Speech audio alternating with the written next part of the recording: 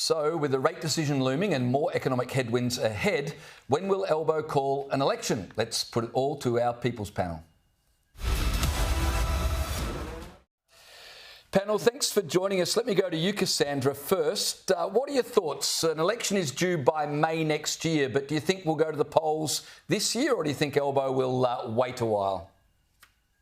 Well, I think he'd like to go to the polls as soon as possible because Albanese likes being Prime Minister and he would like another 3 years ahead of him. But I think given the economic uncertainties, given the breakdown in social cohesion, given the surging antisemitism, he's scared because he knows that he's going to be judged harshly, and rightly so. Sarah, what do you think? We know, of course, the rate decision is looming. Now, many economists have said that rates are likely to rise. If it doesn't, is this the cue for Albo to go, all right, let's get one in the bag as soon as possible? Look, I just don't think so. I think what will hold up his decision to call the election is the fact that, the US is going to an election shortly, as in November. So that's getting a lot of airtime at the moment in the media. So I don't think he's going to want that to basically distract his campaign. We've also got the Queensland election that will be happening as well. And I think Labor are probably likely to think they're going to win that as well. So even though we might have an announcement to say interest rates will be rising at some stage, whether or not the banks pass that on and whether or not people will actually feel that impact before he calls an election, I just don't see that happening. And so I think he's going to call it next year. I think Sarah makes some really good points there. There's just not much clear air to have an election this year. November, US election, October, Queensland, and of course September is football finals. Let me ask you, Rachel, the cabinet reshuffle, do you think that that changed people's perceptions of the competency of the government and their ability to govern going forward? Look, not at all.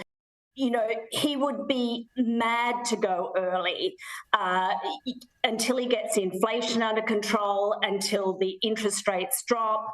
I think he'll go a full term, if not close to. And I don't think the reshuffle is going to help in this instance. Yeah, no, it's funny you mentioned the inflation numbers because, of course, they were released this week and you've got the Treasurer. I mean, it's gone up. But he liked it. The Treasurer said it's fantastic. Great numbers. We're on the right track. Roy, based on that, I mean, Labor's track record when it comes to the economy has been quite bad and it is now reflecting in the polls. Do you think he'll go early or stick with it and try next year? Well, Danica, I think there's no chance in hell that he's going to go to an early election.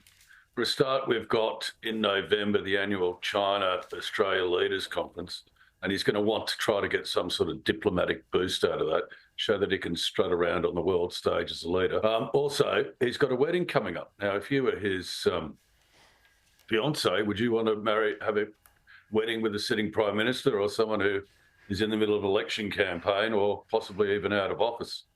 Plus, he's also got to put as much distance as he possibly can between what happened with The Voice and the economic conditions. We've got 6 million people under mortgage stress at the moment, with rates potentially going higher.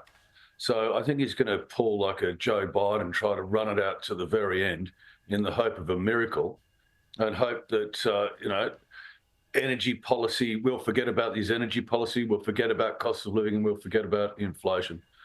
And, so for these reasons, I think he'll run a full term. And if he could have another year, he'd take it right now, because I don't fancy his chances at the end of this term.